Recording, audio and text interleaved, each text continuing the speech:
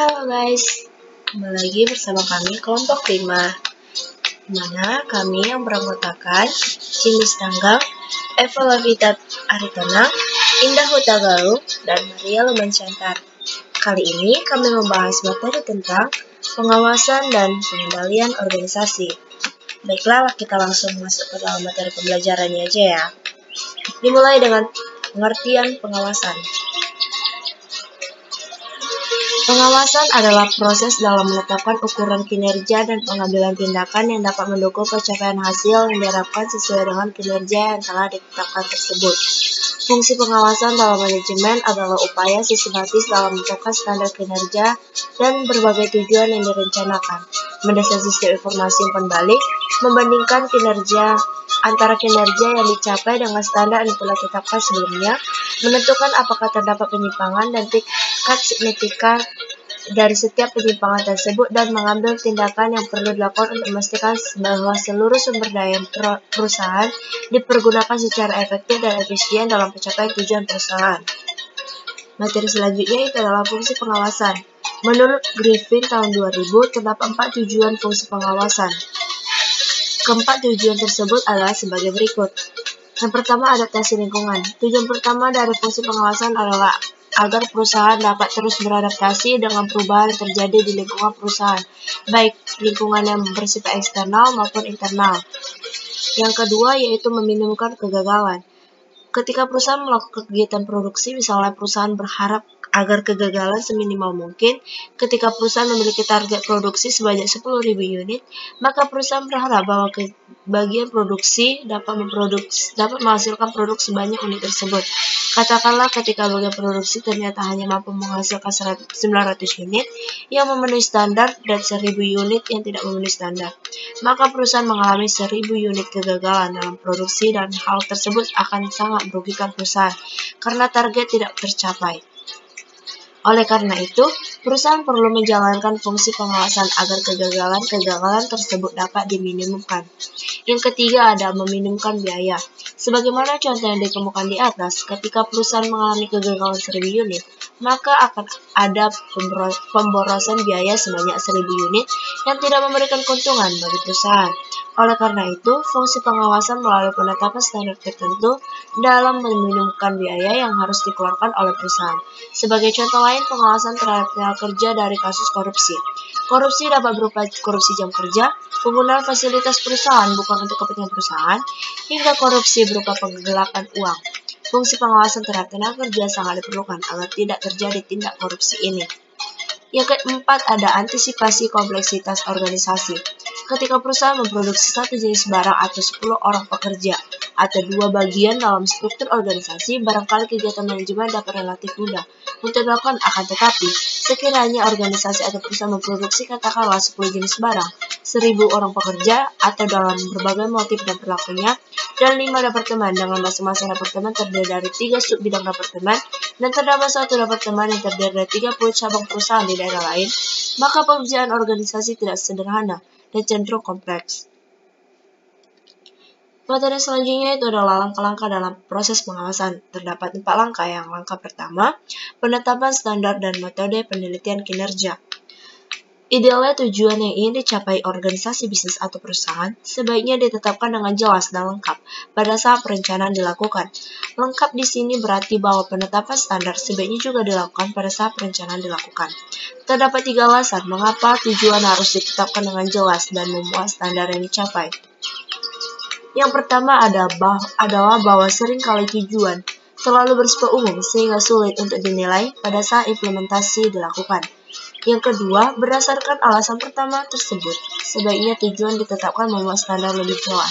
Misalnya meningkatkan penjualan sebesar 50%, dengan rumusan tujuan seperti ini, maka tujuan lebih jelas, lebih lengkap, sehingga mudah untuk dinilai pada saat implementasi apakah tercapainya atau tidak. Yang kedua ada penilaian kinerja. Pada dasarnya penilaian kinerja adalah upaya untuk membandingkan kinerja yang dicapai dengan tujuan dan standar ditetapkan semula. Penilaian kinerja merupakan sebuah proses yang berkelanjutan dan terus-menerus. Terdapat beberapa kegiatan yang hanya dapat dilihat dengan kualitas pengerjaannya pada saat akhir dari kegiatan tersebut. Langkah yang ketiga adalah penilaian apakah kinerja memenuhi standar atau tidak. Setelah kita menetapkan bahwa akan kita nilai adalah tingkat penjualan setiap 1 tahun sekali oleh manajer penjualan, maka pada tahap ini manajer penjualan akan melakukan perbandingan dari apa yang telah diperoleh di bagian penjualan dengan standar yang telah ditetapkan. Sebagai contoh, karena kita telah menetapkan standar, maka yang kita capai adalah peningkatan penjualan sebesar 50% dari tahun sebelumnya, maka manajer penjualan kemudian melakukan pengecekan dari data penjualan tingkat penjualan yang telah dicapai pada tahun ini. Kemudian data penjualan pada tahun yang lalu. Setelah data penjualan dari tahun lalu dan tahun ini diperoleh, manajer penjualan melakukan perbandingan atas apa yang dicapai tahun ini dengan apa yang telah dicapai tahun lalu. Maka yang terakhir yaitu adalah pengambilan tindakan koreksi jika terdapat masalah. Perusahaan perlu melakukan pengendalian yaitu dengan mencari jawaban mengapa masalah tersebut bisa terjadi, yaitu kinerja berada di bawah standar. Lalu kemudian perusahaan melakukan berbagai tindakan untuk mengoreksi masalah tersebut.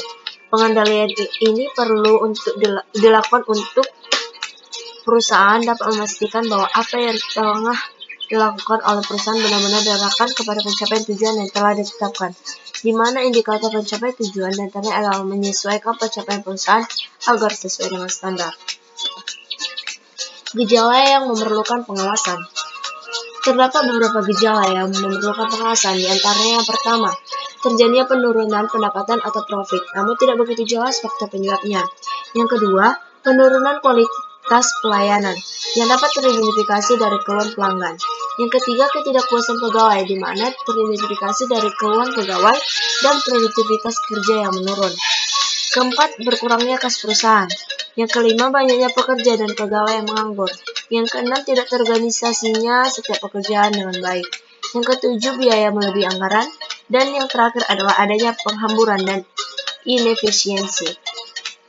Materi selanjutnya itu adalah fungsi pengawasan dalam praktik. Dalam pembahasan mengenai fungsi pengawasan dan pengendalian, yang akan kita pelajari akan dibahas tentang pengawasan dalam praktik sebagai berikut. Terdapat 3 fungsi pengawasan. Yang pertama adalah fungsi pengawasan berdasarkan proses kegiatan. Terdapat 3 jenis fungsi pengawasan pada umumnya dilakukan manajemen di organisasi, terutama terkait faktor waktu yang dalam menjalankan fungsi pengawasan, yaitu pengawasan awal atau feedback controlling, pengawasan proses atau concurrent controlling, dan pengawasan akhir atau feedback controlling. Pengawasan awal biasa dilakukan untuk memastikan apakah seluruh faktor input produksi telah sesuai standar atau tidak. Kualitas dan kuantitas bahan baku, kualifikasi tenaga bahan baku yang ditugaskan, kesiapan mesin, dan lain sebagainya. Pengawasan proses merupakan pengawasan dilakukan pada saat proses tengah berlangsung, ketika seluruh faktor input produksi yang telah sesuai dengan standar. Maka pengawasan proses pada dasarnya dilakukan untuk memastikan bahwa keseluruhan pengerjaan organisasi dijalankan sesuai dengan rencana dan proses bekerja yang telah ditetapkan, serta memastikan bahwa seluruh perangkat pendukung berjalan dengan semestinya. Dan yang terakhir, pengawasan akhir merupakan pengawasan yang dilakukan pada saat akhir proses pengerjaan sesuatu, yaitu untuk memastikan bahwa hasil yang diperoleh pada saat pengerjaan sesuai dengan standar yang telah ditetapkan di awal dan proses yang telah dikerjakan. Fungsi pengawasan yang kedua adalah fungsi pengawasan internal dan eksternal.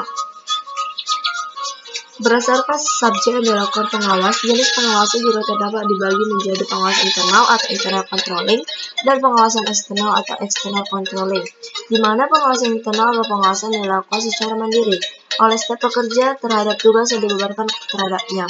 Sedangkan pengawasan eksternal adalah pengawasan yang dilakukan terhadap seseorang atau bagian oleh orang lain atau bagian di luar bagian yang diawasinya, atau biasanya bagian yang lebih tinggi.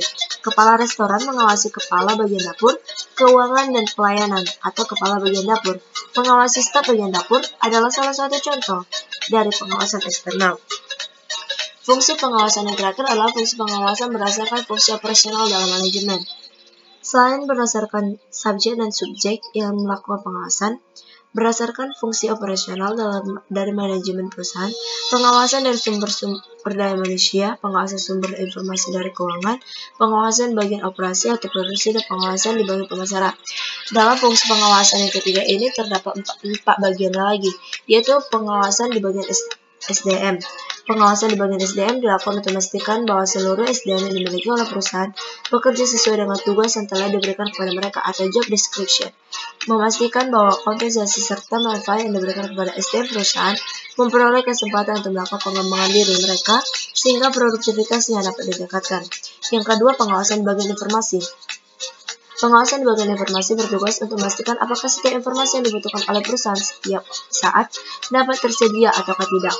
Yang ketiga, pengawasan di bagian keuangan. Bagian keuangan merupakan salah satu bagian yang memegang peran penting dalam kegiatan perusahaan.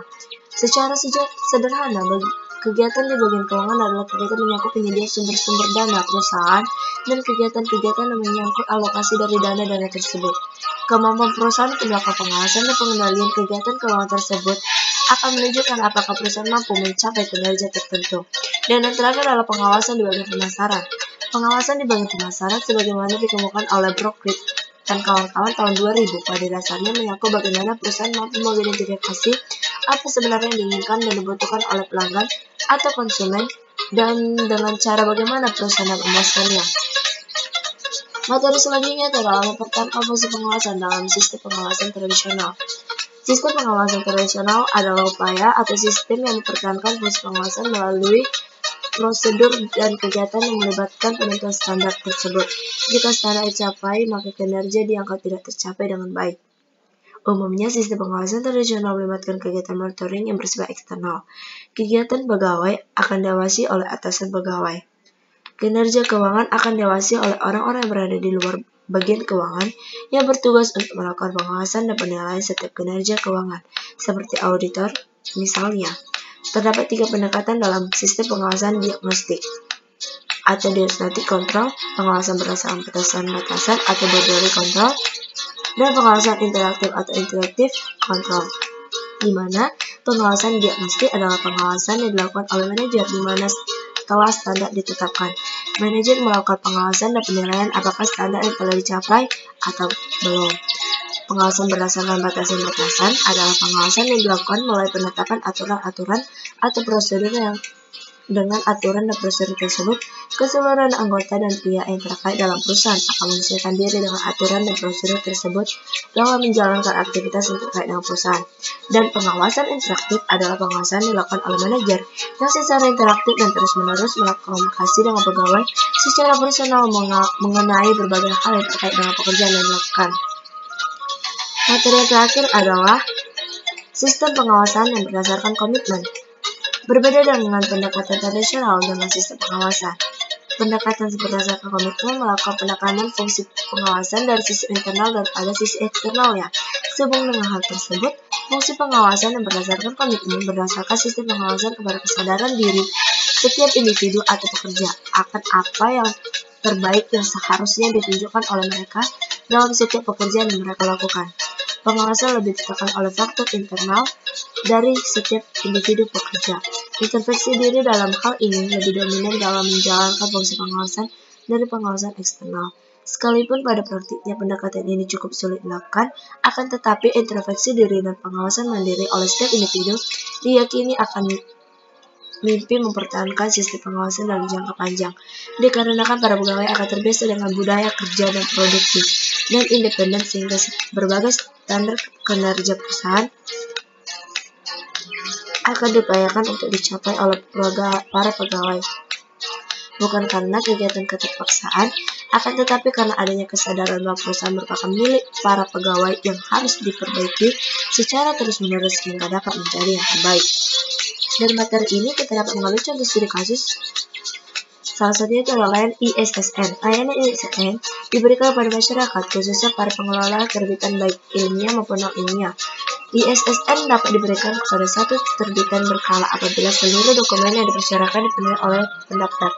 Dokumen persyaratan yang dimaksud berupa surat permohonan resmi dari lembaga berbadan hukum, halaman sampul depan, halaman susunan dewan, lembaga perbadanan hukum, dan halaman sampul depan, halaman susunan dewan, redaksi, halaman daftar isi, dan tanda bukti pembayaran yang harus diunggah melalui sistem ISSN pada halaman situs https://isi.lipi.go.id.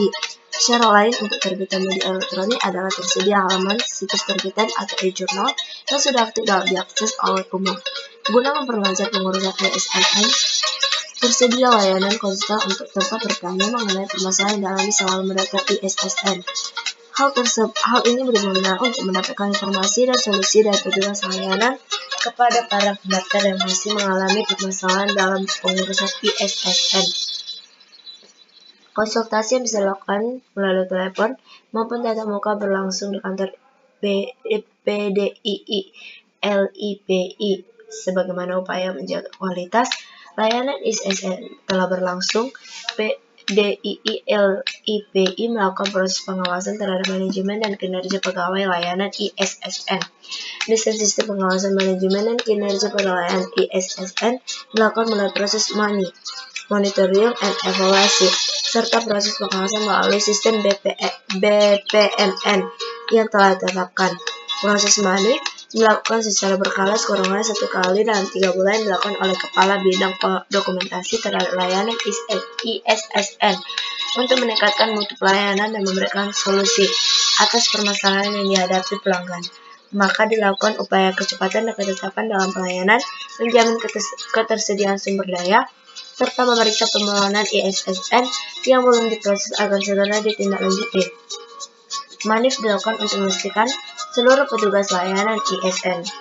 Baiklah, sekian dari materi kami. Dapat kita simpulkan dari materi ini, yaitu ada beberapa konsep dasar fungsi pengawasan. Antara lain, kita harus mengetahui mengapa fungsi pengawasan diperlukan. Kita harus paham mengerti dari pengawasan. Kita juga harus mengetahui tujuan dari fungsi pengawasan.